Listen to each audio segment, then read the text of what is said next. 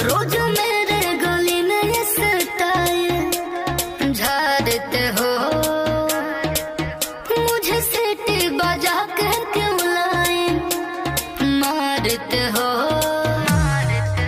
रोज मेरे गली में ये सताए झाड़ते हो,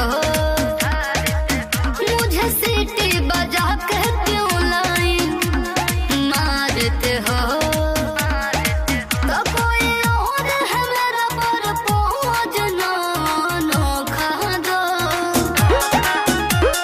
अपने लवर को धोखा दो और मुझे भी डार्लिंग मौका दो।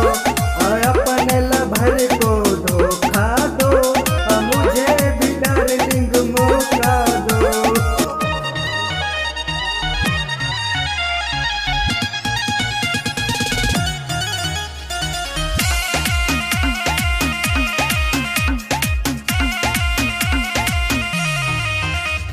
खर्चा मेरा उठाओगे क्या, शॉपिंग डिनर कराओगे क्या, बोलो कर लोगे।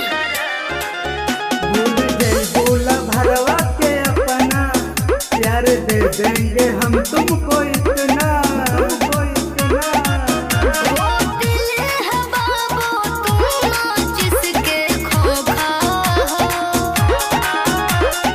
अपने लवर को धोखा दो और मुझे